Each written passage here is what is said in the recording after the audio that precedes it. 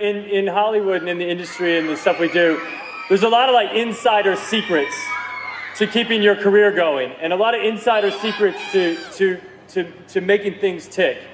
And I feel like a fraud. My name is actually not even Ashton. Ashton is my middle name. My first name's Chris. And it always has been. It got changed when I was like 19 and I became an actor. But there were some really amazing things that I learned when I was Chris. And I wanted to share those things with you guys because I think it's helped me be here today. So it's really three things. The first thing is about opportunity. The second thing is about being sexy. And the third thing is about living life. So first, opportunity. I believe that opportunity looks a lot like hard work. When I was 13, I had my first job with my dad carrying shingles up to the roof. And then I got a job washing dishes at a restaurant. And then I got a job in a grocery store deli.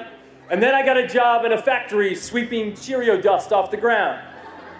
And I've never had a job in my life that I was better than. I was always just lucky to have a job. And every job I had was a stepping stone to my next job. And I never quit my job until I had my next job. And so opportunities look a lot like work. Number two, being sexy.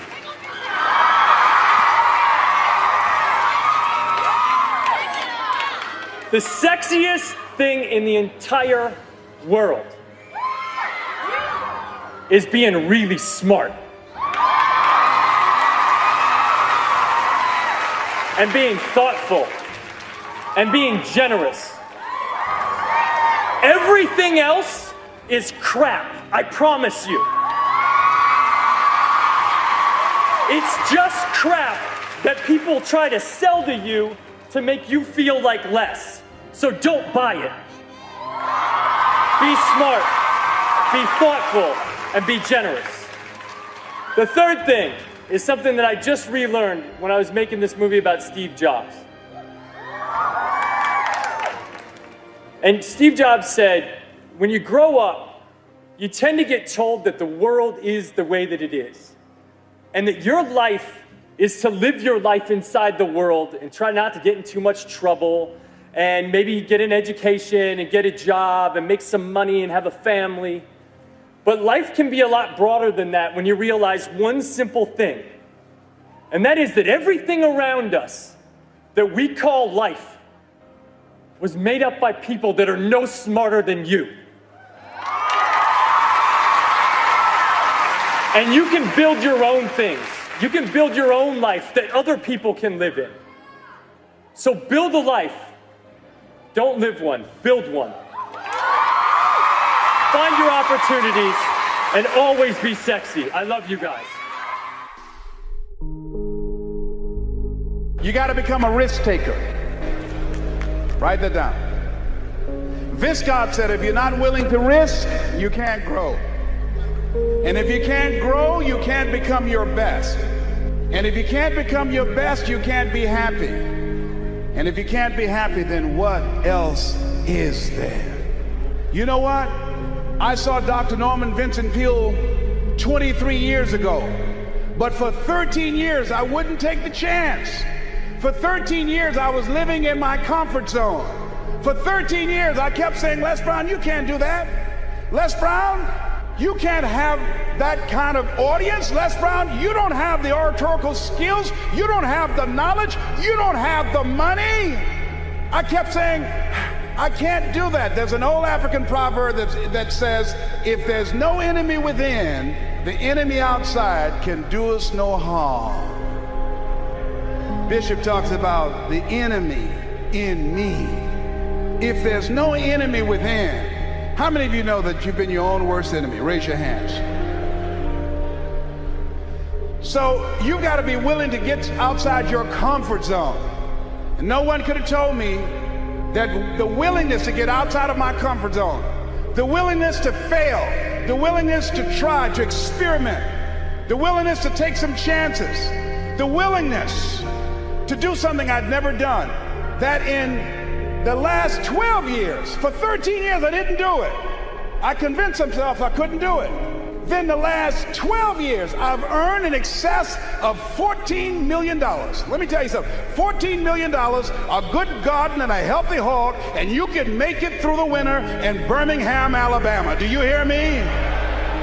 No one could have told me I have 2 books, Live Your Dreams, and It's Not Over Until You Win. No one could have told me, born in an abandoned building on the floor, labeled educable mentally retarded, no college training. No one could have told me I would have produced 5 specials for public television. That I'd had 3 years ago the highest rated, fastest canceled talk show in the history of television. Because I wouldn't do those conflict and controversy shows. No one could have told me. I had no idea that I could do what I'm doing right now. And let me tell you what I know about you, and I don't know you. You got greatness within you. One of Dr. King's mentors, Dr. Howard Thurman, said something one night. I was reading and I couldn't sleep. He said the ideal situation for a man or woman to die is to have family members standing around their bed, praying with them as they cross over.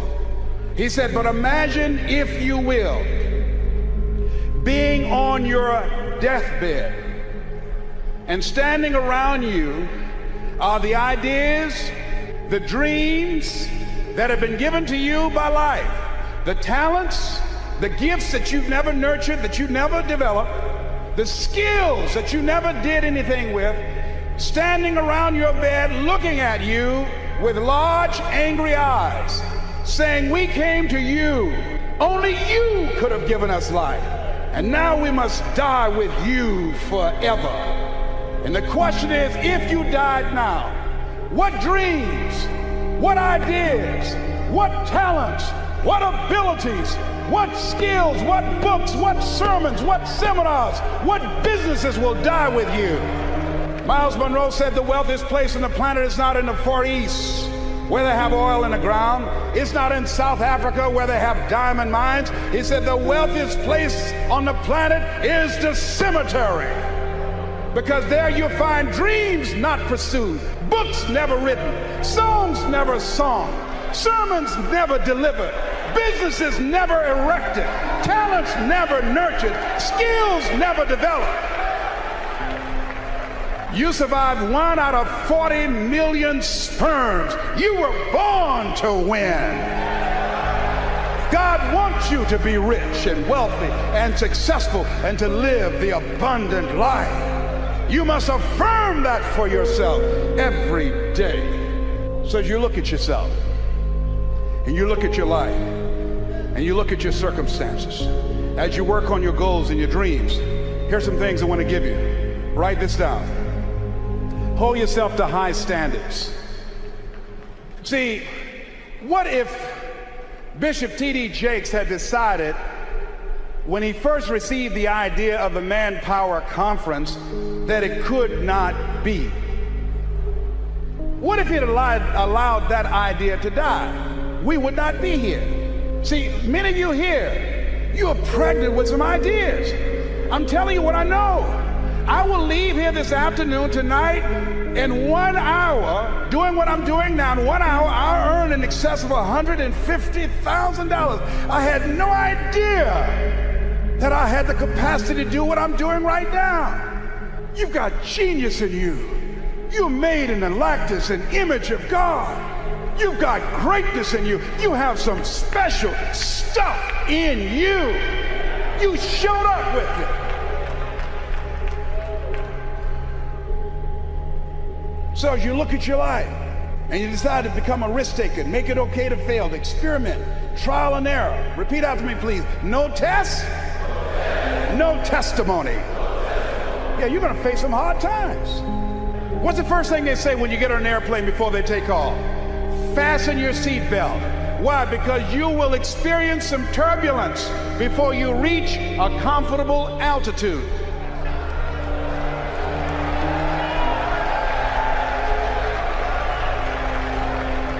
Life was testing me when the man looked at me and said, you have prostate cancer. Your tumor is too large to have the surgery. We're going to give you Radiation seed implants. The most anybody's ever gotten was 90. They gave me 238. I went back 3 weeks ago. They checked my PSA level, which indicates the presence of cancer in your prostate area. 1 to 4 is normal. Beyond that is that you have cancer and it's spreading. When I first went a year ago, it was 6.1. When I went 3 weeks ago at Howard University Hospital, they gave me an MRI, it was 10.5. The guy said, I'm sorry to tell you this. I said, what do you mean? You're in the same situation that you were in when you came here. Here's something I heard. At Christ Universal Temple Church, at a restaurant, Bishop T.D. Jakes was praying for a lady in a wheelchair. And it's odd how things come to you. When he finished praying for the lady, I'm sure there were some questions were asked that weren't verbal, that if the prayer worked, why didn't she get up and walk? And what he said as he was walking away, healing takes first, he said healing takes place first in the spirit.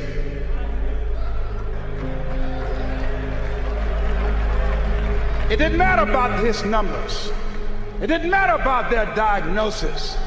Judge not according to appearances. You must have the faith to call forth those things that be not as though they were. Now, do you really believe? See, it's one thing to believe when you got money in your pocket. It's one thing to believe when your marriage is working out and you got your health and your children acting like they got good sense. Oh, it's good to say, oh, the Lord is blessing me. It's easy to believe then. Oh, but when you get that diagnosis, say you ain't gonna be here long. When you lose your job, when someone you thought you'd be with for the rest of your life say, no, we can't do this no more. That's when you have to stand. That's when you have to begin to live this faith, and that's not on you. That's when you got to call on something higher than you. Let that mind be in you. You got to be out of your mind to believe in spite of these numbers you can still make it. In spite of the pain you're feeling, you can still come back again. You got to be out of your mind. That's right. I'm in that Christ mind. I believe it. And not when things are just favorable, not fair weather faith. And you've got to believe that. When you're going out here with your ideas, with your products, with your services, and part of being successful is you got to hold yourself to high standards. I use Bishop Jakes as a model. His people take care of you. He's thorough. Hold yourself to high standards, whatever you do. There's no saying, do not go where the path may lead, but go where there's no path and leave a trail. Treat people with respect. Treat them the way that you want to be treated. Tony, who's with me, who's been assigned to me, courteous, respectful, called several times. Is there anything I can do for you? Can I help you out? That's first-class service. If you decide to provide first-class service, John H. Johnson, a book called Making Against the Odds, he said, there's no defense against an excellence that meets a pressing public need. When I decided to become involved in the motivational industry, I didn't have the money of a Dr. Norman Vincent Peale, of Zig Ziglar, of Tony Robbins, and all the other giants out there. I had the gift of gab. So what I did was I trained myself, I disciplined myself to read 3 to 4 books a week. First I started out a month. Now I've increased it with a reading system that I have. Mr. Washington said, Mr. Brown, yes, sir. Do you want to make it? Yes, sir. First, you've got to develop your mind, young man, because you don't get in life what you want, you get in life what you are. Next, you've got to develop your communication skills. Once you open your mouth, you tell the world who you are. They said about Jesus, who obviously was an effective communicator, never spec a man. The reason that you are here is because no one can milk scripture and deliver a sermon that can transform your life and have you jumping up and down like you crazy, like T.D. Jakes. I'm home one day looking at this video my daughter gave me called He Called Me Son. Let me tell you something. By the end of that video, and I've never seen my father, When that video got to the end, I was going to the television saying, Daddy!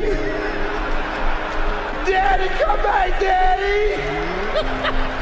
I pushed reverse and backed it up and said, Daddy! Let me tell you something. He just broke me down in my bedroom. All by myself. I'm looking around to see if anybody see me. That man crafted that message, you hear me? I'm crying like I'm at a funeral. I want my daddy. See, that's a gift. You hear me? That's a gift. People use his word anointed. They should not, only place I've ever seen it applicable is in his case. That's the only thing. I mean to tell you, I think I'm a good speaker, but this is a bad boy we got up in here. Words cannot encompass the symbolism of what we have the chance to see up in here. And yet, he's down to earth. I mean down to earth, wear all these little funny outfits he has. I mean, it knocks me out.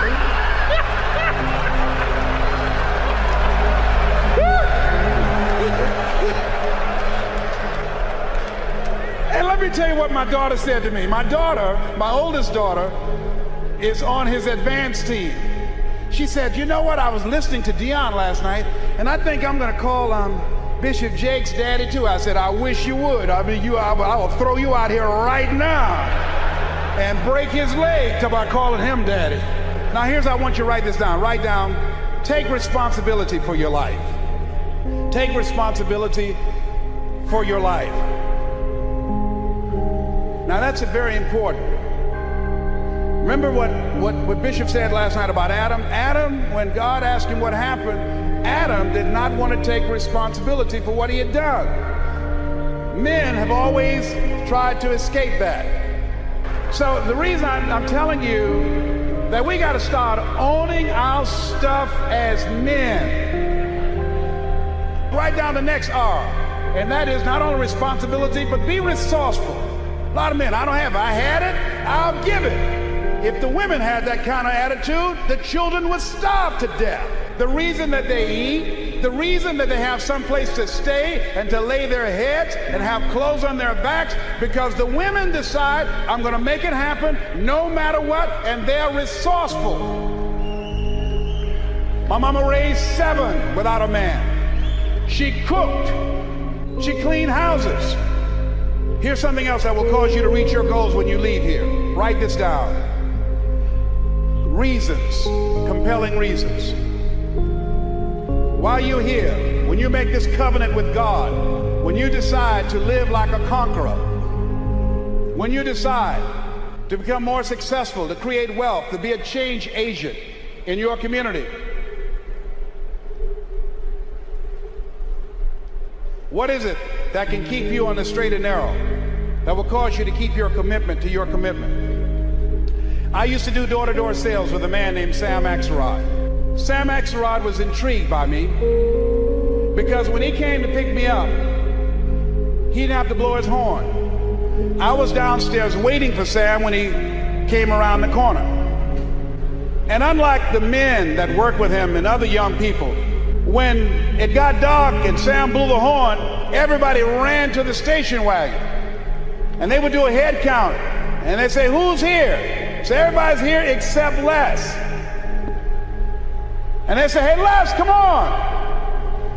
No, I'm not coming, Sam. Why? I haven't sold anything. No one's sold anything, Les. It's a long run from Liberty City to Overtown. You got to pass the 20th Street Sharks and the 14th Street Gang. The jitneys will stop running soon. I can't stop, Sam, until I sell something. See, my reason for going door to door is different than everybody else. Most people out there are trying to make some extra money to party on the weekend, or to buy a new outfit, or a new bicycle. The reason that I was working was to take care of my mama. The reason that I was working is because I was working on Miami Beach with my mother. My mama used to fix a kind of sweet potato pie that you couldn't eat with your shoes on.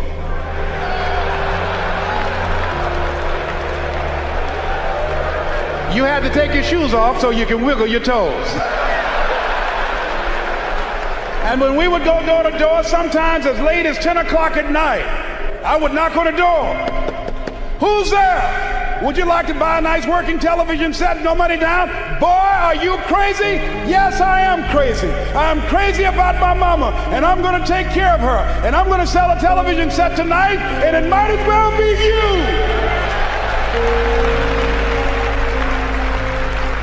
And after a while, somebody would say, come on in there, boy, and that better be a good set. What are the reasons?